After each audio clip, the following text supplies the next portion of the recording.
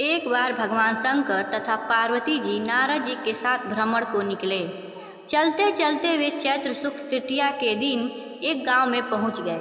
उनके आगमन का समाचार सुनकर गांव की श्रेष्ठ कुलीन स्त्रियां उनके स्वागत के लिए स्वादिष्ट भोजन बनाने लगीं। भोजन बनाते बनाते उन्हें काफ़ी विलंब हो गया, किंतु साधारण कुल की स्त्रियां श्रेष्ठ कुल की स्त्रियों से पहले ही थालियों में हल्दी तथा अक्षत लेकर पूजन हेतु पहुंच गईं। पार्वती जी ने उनके पूजा भाव को स्वीकार करके सारा सुहाग रस उन पर छिड़क दिया।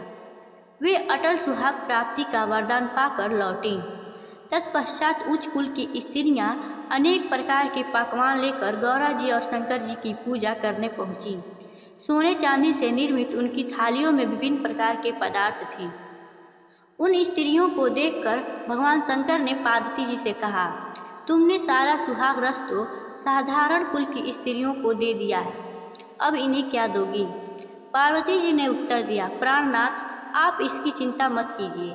उन स्त्रियों को मैंने केवल ऊपरी पदार्थ से बना रस दिया है, इसलिए उनका रस धोती से रहेगा, परंतु मैं उच्च कुल की स्त्रियों को अपनी उंगली चीरकर अपने रक्त का सुहाग रस दूंगी। यह सुहाग रस जिसके भाग में पड़ेगा वह तन मन से मुझ जैसी सौभाग्यवती हो जाएगी। जब स्त्रियों ने पूजन समाप्त कर दिया तब पार्वती जी ने अपनी उंगली चीरकर उन पर छिड़क दी। जिस पर जैसा छींटा पड़ा वैसा ही सुहाग पा लिया। तत्पश्चात भगवान शिव की आज्ञा से पार्वती जी ने नदी तट पर स्नान किया और बालू की शिव मूर्ति बनाकर पूजन करने लगी। पूजन के बाद बालू के पकवान बनाकर शिव जी को भोग लगाया। प्रदक्षिणा करके नदी तट की मिट्टी से माथे पर तिलक लगाकर 2 कण बालू का भोग लगाया। इतना सब करते करते पार्वती जी को काफ़ी समय लग गया।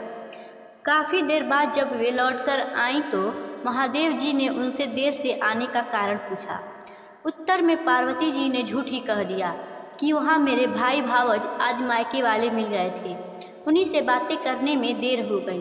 परंतु महादेव तो महादेव ही थे, वे कुछ और ही लीला रचना चाहते थे। अतः उन्होंने पूछा, पार्वती, तुमने नदी के तट पर पूजन करके किस चीज़ का भोग लगाया था और स्वयं कौन सा प्रसाद खाया था? पार्वती जी ने पुनः झूठ बोल दिया, स्वामी, मेरी भावज ने मुझे दूध भात खिलाया, उसे खाकर मैं सीधा यहाँ चली आ रही हूँ। यह सुनकर शिव जी भी दूध भात खाने की लालच में नदी तट की ओर चल दिए। पार्वती दुविधा में पड़ गई। तब उन्होंने मौन भाव से भगवान भोले शंकर का ही ध्यान किया और प्रार्थना की, हे भगवान, यदि मैं आपकी अन्य दासी हूँ तो आप इस समय मेरी लाज रखिए। यह प्रार्थना करती हुई पार्वती जी भगवान शिव जी के पीछे पीछे चलती रही। उन्हें दूर नदी के तट पर माया का महल दिखाई दिया।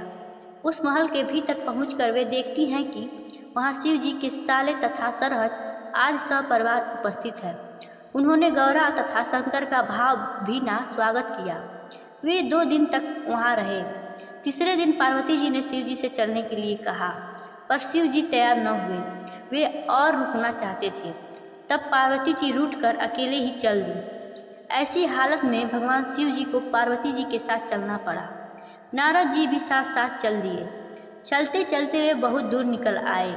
उस समय भगवान सूर्य अपने धाम पश्चिम को पधार रहे थे। अचानक भगवान शंकर पार्वती जी से बोले, मैं तुम्हारे मायके में अपनी माला भूल आया हूँ, ठीक है, मैं ले आती हूँ। पार्वती जी ने कहा और जाने को तत्पर हो गई। परंतु भगवान ने उन्हें जाने की आज्ञा नहीं दी और इस कार्य के लिए ब्रह्मपुत्र नारद जी को भेज दिया। परंतु वहां पहुंचने पर नारद जी को कोई महल न नजर आया। वहां तो दूर तक जंगल ही जंगल था, जिसमें हिंसक पशु विचरण कर रहे थे। नारद जी वहां भटकने लगे और सोचने लगे कि कहीं वे किसी गलत स्थान पर तो नहीं आ गए। मगर सहसा ही बिजली चमकी और नारद जी को शिव जी की माला एक पेड़ पर टंगी हुई दिखाई दी।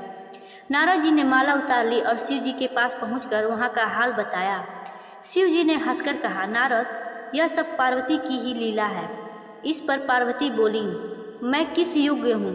तब नारद जी ने सिर झुकाकर कहा, माता, आप पतिव्रताओं में सर्वश्रेष्ठ हैं। आप सौभाग्यवती समाज में आ सकती हैं। यह सब आपके पतिव्रत का ही प्रभाव है। संसार की स्त्रियां आपके नाम स्मरण मात्र से ही अटल सौभाग्य प्राप्त कर सकती हैं और समस्त सिद्धियों को बना तथा मिटा सकती हैं। तब आपके लिए यह कर्म कौन सी बड़ी बात है। हे महामाये, गोपनीय पूजन अधिक शक्तिशाली है। आपकी भावना तथा चमत्कार पूर्ण शक्ति को देखकर मुझे बहुत प्रसन्नता हुई है। मैं आशीर्वाद रूप में कहता हूँ कि जो स्त्रियाँ इसी तरह गुप्त रूप में पति का पूजन करके मंगल कामना करेंगी, उन्हें महादेवी जी की कृपा से दीर्घायु वाले पति का साथ मिलेगा। धन्यवाद। Like and subscribe.